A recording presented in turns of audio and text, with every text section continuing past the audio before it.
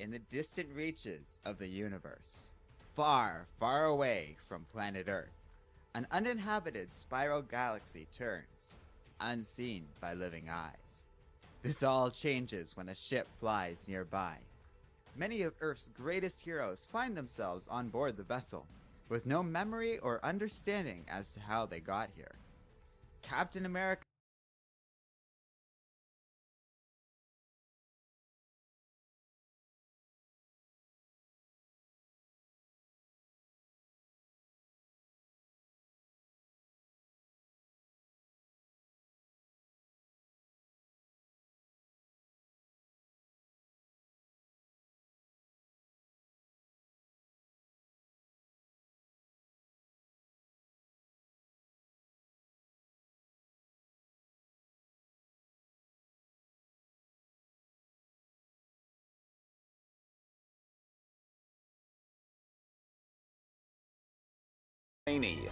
Katie Kharkov, Eric Messner, Laura C. Harris, Christopher Walker, Eric Singdalson, Danny Gavigan, Patrick Bussink, Deirdre Starnes, Dawn Ursula, Jefferson A. Russell, Casey Platt, Sasha Olenek, Susan Linsky, James Lewis, Ken Jackson, Jessica Lefko, Michael John Casey, Jonathan Church, James Konachek, Kenyatta Rogers, Kimberly Gilbert, and Thomas Penny. Kimberly Gilbert and Thomas Penny.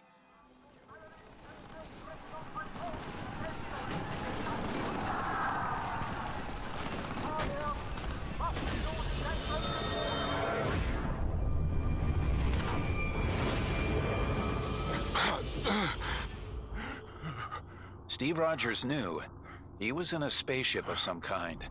He stood in the middle of an open floor underneath a transparent dome through which he could see a field of stars. He was still wearing his Captain America uniform, and he clutched his shield at his side. A moment before, Steve had been conducting a training exercise for new SHIELD recruits at Nick Fury's intake facility on Long Island. A bright flash had blinded him, and he'd flinched, thinking that something had gone wrong with the training equipment. Then, suddenly, he wasn't on Long Island anymore. Steve turned in a complete circle, taking in and analyzing his surroundings. The ship was huge, at least the size of a SHIELD helicarrier. The open area where Steve had appeared was ringed with banks of monitors and consoles, none of which looked anything like current SHIELD or Stark technology. Steve looked up through the dome again and saw the dissipating traces of some huge release of celestial energy, multicolored, overpowering. The stars above weren't familiar, and he didn't see any nearby planets. By the looks of things, he was in the middle of galactic nowhere, and he wasn't alone. Other heroes had appeared all around him, all just as confused by the looks of things. Automatically, Steve performed a head count and updated his threat assessment. 3 of the Fantastic Four were present: Mr. Fantastic, the Human Torch, and the Thing. Where's the Invisible Woman? Steve made a mental note to ask later. Spider-Man looked around warily.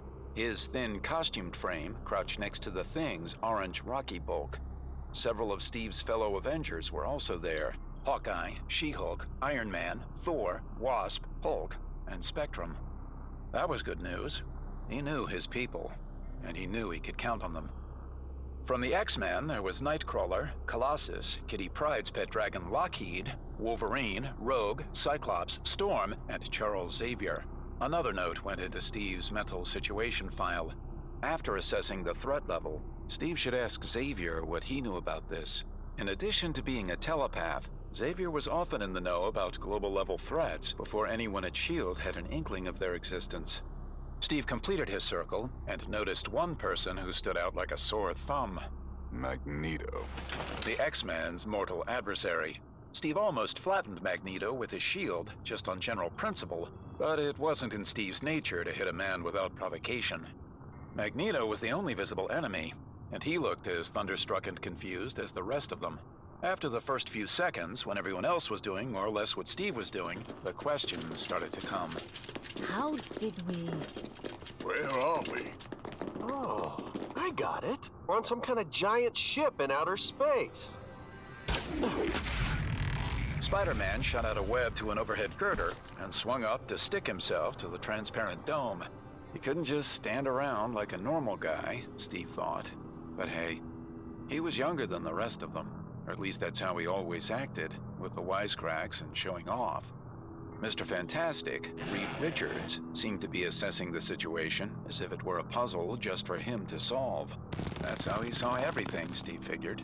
For the millionth time, Steve wondered how the blue fabric of his suit handled all the stretching. Reed could have made a killing if he'd patented that. No identifiable origin. These gauges look like Kree. Shi'ar. I'll have a handle on it soon. Brain Trust? Xavier? Banner? Any idea how we got here? Steve was looking at the Hulk when he finished asking the question. It was difficult for Steve to reconcile the presence of Banner's mind, trapped in a body full of the Hulk's primitive rage. Teleportation, some kind of dimensional breach, hard to tell. That's obvious, Richards. Noting the edge in Banner's voice, Steve turned to Iron Man next. Tony? No idea. Reed's the expert. Steve cocked an eyebrow. It was unlike Tony Stark to admit anyone else was more of an expert on anything. Let's set some groups and start exploring. If this is a ship, we'd better find out how it works. We'll break it up into territories for each team. Hold on. We weren't together on Earth. Why are we all in the same place now? Did we all get picked for some kind of galactic dodgeball game? I mean, I was getting a sandwich. We were all in the Baxter building. Where's Susan? Steve took note. Even Reed didn't know why his wife, Sue Richards, the Invisible Woman, wasn't there. Typical Reed. Only just now noticing my sister is missing. We're all missing some members. Not all of the X-Men are here, or the Avengers either. Well, Cyclops, not all of us are members of some fancy team. Nothing fancy about the X-Men, bub. Wolverine and the rest of the mutants were in their uniforms too, as if they'd been ready for a fight. Cyclops always wore his ruby quartz visor to control his optic force blasts. Colossus, when he wasn't organic steel, just looked like the big Russian farm boy he was. Storm might easily have been mistaken for a down-and-out musician or artist, with her leather clothes and white mohawk. Wolverine had itinerant drifter written all over him, except when he showed his claws. And then there was Nightcrawler. It was pretty hard not to stand out in a crowd when you had blue skin, 3 prehensile toes on each foot, the same number of fingers, and a pointed tail. And the purple dragon, Lockheed. What was he doing there? He was bonded to Kitty Pryde, and she wasn't around.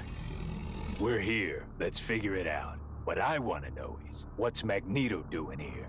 Steve took a step closer to Wolverine in case he had to stop a fight from breaking out.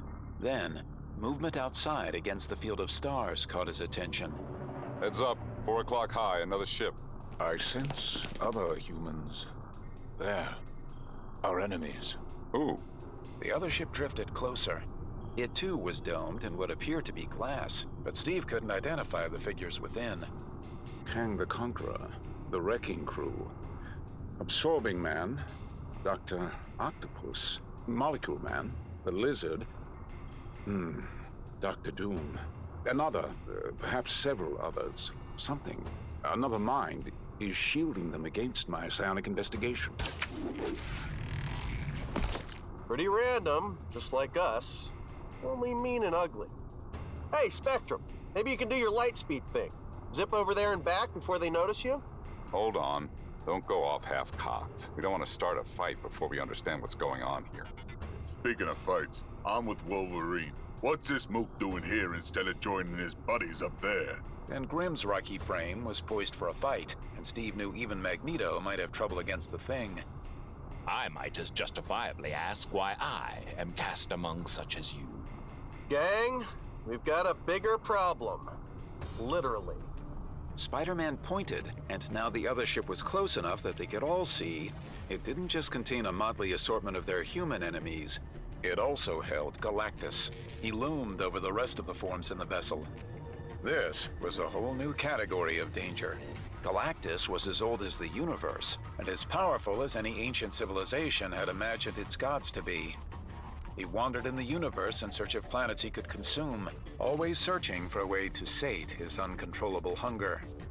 No one in the group of heroes could match that kind of power. If they had to fight the occupants of the other ship, and Galactus took their side, it was going to be a very short fight. Bigger problem. Charles Xavier's mind touched that of another. Not one of his allies, not one of his enemies. An ambient consciousness, a field of thought and desire, infusing the space around Xavier with knowledge of its presence. The problem is discerning how and why we have been divided. And why a murderer is a member of our group. Murderer? I have killed, but I have never murdered. Unlike some of you. As he said this last, Magneto looked Wolverine square in the eye. Stand down, Logan. Facing Magneto at the head of the X-Men, Storm held out her palm toward the rest of the group as a signal for them to keep their cool. So, you have brought your hatred with you. Perhaps I should ensure my own supply of it is adequate. I don't think you've ever been short on hate. You are wrong to presume everyone else carries as much as you do. You lecture me, Aurora Monroe? When you have seen what I have seen, then you can tell me about hate.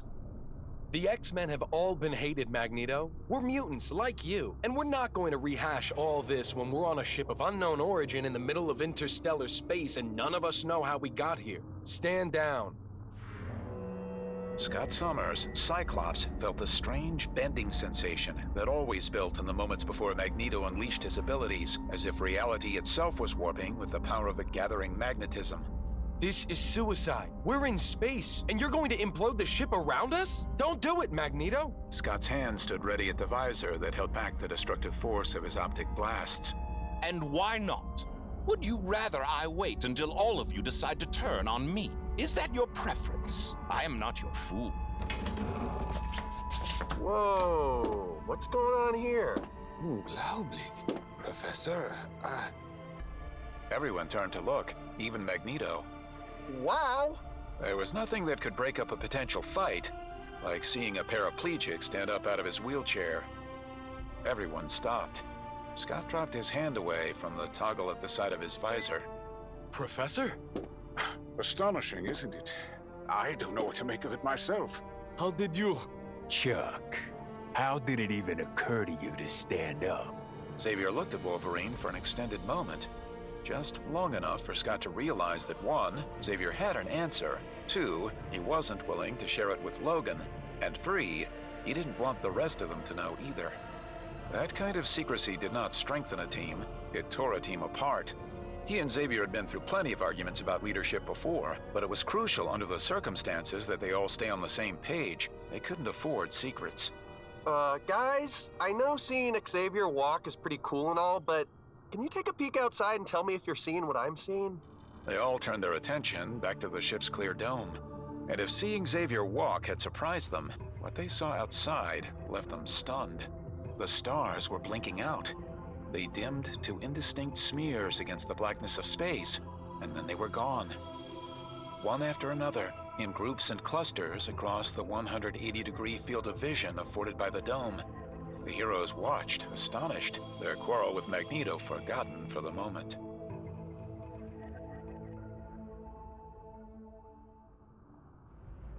Owen Reese, known to friend and enemy alike as Molecule Man, watched as an entire galaxy, millions of stars, was slowly annihilated by a rolling wave of utter blackness, leaving only a single point of light outside the ship's domed hangar and dozens of small celestial bodies, chunks maybe, of broken planets. Amazing. That kind of power. I couldn't do that. I have power over the atomic structure of matter, down to every last proton and electron. But to wield it on that scale... But he could imagine what it might be like. The ship accelerated suddenly, but without any sense of motion. Owen knew they were moving only because the single distant point of light grew quickly. The other ship near them kept pace, streaking across the empty space at what must have been faster than light speeds. In a matter of seconds, the point of light was close enough that he could see it was a single star, the only survivor of the destroyed galaxy. Around it, the planetoids tumbled, but not in stable orbits. They drew close to one another, their motion random and violent. Too fast and direct to be the product of gravity, some unseen force was building them together into a patchwork planet, composed of dozens of continent-sized wedges of crust and mantle. Looks like a puzzle. Yeah. Owen recognized the Wrecker and the rest of the thuggish wrecking crew, Thunderball, Piledriver, and Bulldozer. But who's putting the pieces together? The power. Incalculable. Inconceivable. Owen nodded. If Victor Von Doom, one of the world's most brilliant minds, thought an event was inconceivable, then they were watching something truly extraordinary. They were also, he thought, completely at the mercy of whomever or whatever was creating this new planet. Their ship, along with the other nearby vessel, slowed into a stable orbit around this new planet, bathed in the familiar yellow light of the sole remaining sun. The ship's passengers clustered together to view this stellar survivor, and to see whether they could learn anything of the other ship and its occupants.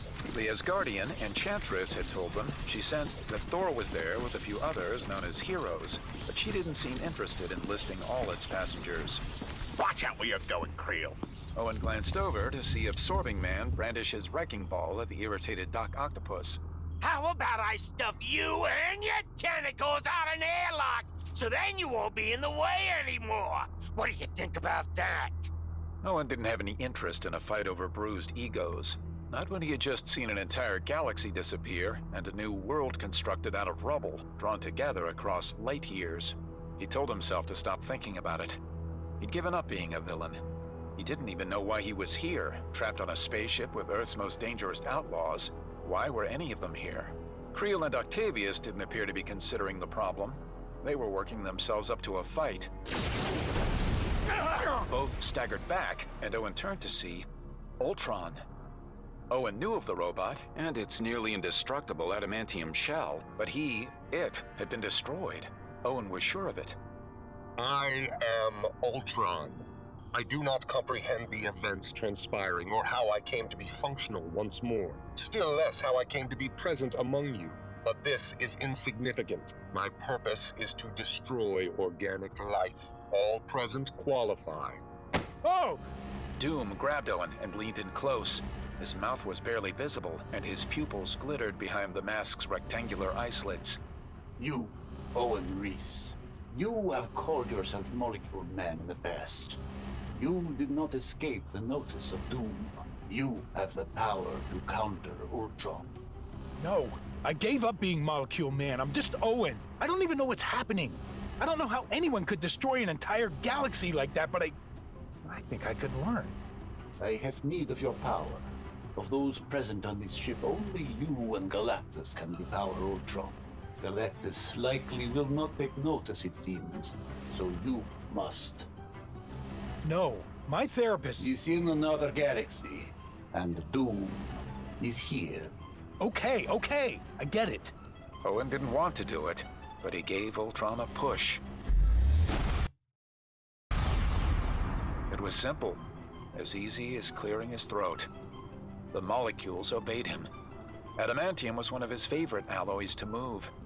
He liked the arrangement of its particles and the patterns into which they bonded. He flipped Ultron into the front of Galactus's boot. Idiots! Ultron blasted an energy discharge that scattered the wrecking crew to the other side of the central chamber. Although it is redundant to even use the word idiot when speaking of organic beings. What is this? Galactus levitated Ultron with a thought. Ultron rose through the air until he found himself before Galactus's face. The giant's placid expression never changed, but he lifted a purple-gloved hand. You, organism! You will die last, and most slowly. Do not think your size will... A flash lit up the whole interior of the ship, and Owen turned away, shutting his eyes against the blast. He opened them as Ultron hit the floor, and lay still. Holy... Piledriver goggled at the fallen Ultron, while the rest of the wrecking crew gathered nearby. Dr. Octopus approached from the other side of Ultron, this quartet of metallic tentacles reaching out. Did you see that? He sucked the energy right out of Ultron! How's that even possible, man? Ultron contains the latent energy of a hydrogen bomb, Piledriver. At least. I might be off by an order of magnitude. Speak English. Of course, it might be 10 hydrogen bombs. The wrecking crew stepped back, and one by one, they looked up at the towering form of Galactus. He's just staring off into space like it never happened. Thunderball hefted his wrecking ball and looked around like he thought Ultron might get up again. He barely noticed Ultron smacking into him. Noticed enough. Bulldozer looked back down at the fallen Ultron. I hope he keeps on not noticing us. You see what you have done, Owen. Your powers have been quite useful already. Imagine what you could do if you permitted yourself to exploit them fully. No. Weakness will not serve you well here. You don't tell me what to do! Owen saw Kang watching them carefully from across the room. Everyone was looking at Owen and Doom. Owen thought briefly of taking all of Victor Von Doom's molecules and repelling them away from each other all at once, but then he pushed that thought aside. Nobody tells me what to do! That is what Ultron thought. And that was when the crack in space appeared.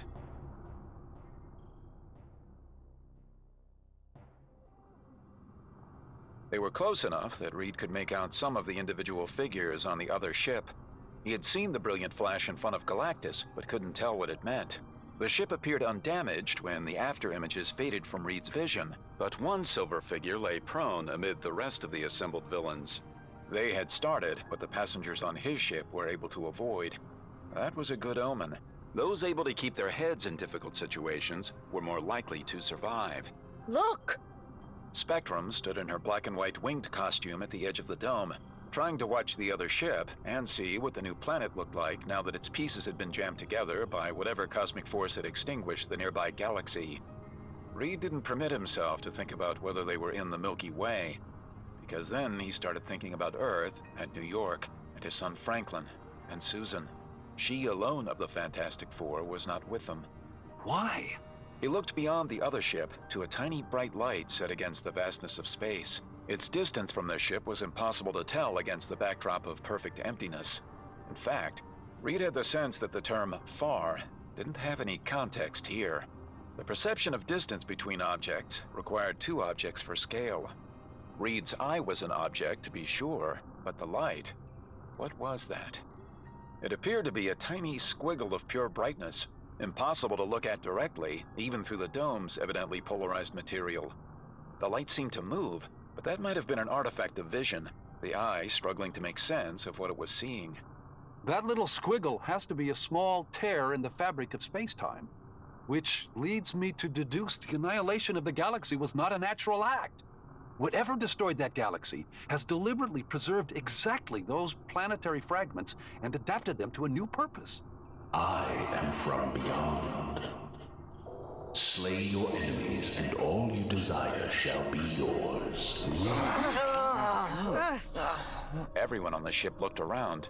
Reed noticed that several members of the group immediately turned their attention to Magneto, who appeared to be listening hard and considering the situation much like Reed was. Slay your enemies. Seemingly clear, but in fact not so. Because what was meant by enemies? Those perceived to be enemies, or one's true enemies, no matter whether they were known as such? This was critical. Gnomic utterances, such as the one they were hearing now, depended on inscrutability for much of their impact. The group that understood the message's true meaning would stand a much greater chance of coming out of this in one piece, and avoiding unnecessary bloodshed. All you desire. This, for Reed, was where the whole question got tricky on multiple fronts. Why did this being from beyond need them to kill one another? Or want them to? How could it grant them all they desired if none of them had ever been in contact with it before? How would it know what they wanted? This was a claim of amazing breadth. The fact that it was being communicated directly into their heads in the aftermath of selective galactic annihilation suggested immense power. On the other hand, Reed had heard this kind of claim before. It was the most ancient of beguilements. Do as I wish, and you will be rewarded. The next word spoken, although spoken wasn't exactly the correct word, made Reed feel as if the being had heard his thoughts and was addressing them. Nothing you dream of is impossible for me to accomplish. Victor Von Doom watched as Galactus lifted his regal head to regard the distant rift in space-time. This was clearly the origin point of the message they had all heard. That voice isn't lying. Doom watched as Galactus left the floor of the dome chamber and flew toward the invisible barrier sealing out the vacuum of deep space. You, Beyonder. Doom knew instinctively that Galactus had correctly named the speaker of the message. The Beyonder, yes, from beyond. But what else did Galactus know? Here, Galactus, I sense that you are from beyond this universe. Beyond the multiverse, of which this universe is but a single facet. I sense the energies you wield. Galactus blasted through the force field that contained the ship's atmosphere, leaving a wash of prismatic energy that trailed after him as he hurtled away from the vessel into space. Doom saw his chance. He too leapt away from the spaceship's deck and followed Galactus. The Beyonder's communication had left them all with a fading echo of one another's thoughts. You can take from me my hunger. You can end my ceaseless craving for the living essence of worlds. Let it be done. I will not wait for this charade. Let my torment end now. Doom rocketed through the breach Galactus had ripped in the force field in the last moment before it resealed, preserving the ship's atmosphere and the lives of all its remaining passengers. Doom was protected by his armor systems and the force field it projected upon command. This was his chance. Galactus was playing the perfect patsy. He dared to cut through the deadly game to its essence, capturing the Beyonder's power and putting it to his own use. But Doom was going to go one better, because where Galactus sought only an end to his perpetual hunger, Victor Von Doom had no desire to end his own. He wanted power, the ultimate and secret powers wielded by the architects of the universe itself. So as Galactus charged toward the hole in space-time, Doom followed in his wake. Let Galactus battle the Beyonder. Doom would watch and analyze and learn. He would understand the secrets of the Beyonder's power. And once he understood those secrets, nothing in the universe could stop him from using them. As they approached the brilliant tear between one reality and another, Doom felt the energies pouring from it. The instruments in his armor exhibited readings he had never seen before and had no idea how to process, but they were all being recorded and would be of use later. Right now, the sensation of the energy nearly overwhelmed him as pressure built against his force field. Even the blackness of space seemed to shift around him. Do not approach Galactus or you will experience the consequences. But Galactus plunged ahead. Doom followed until the ambient energies at the edges of the space-time rift grew too intense. He could feel reality deforming around him and knew he could go no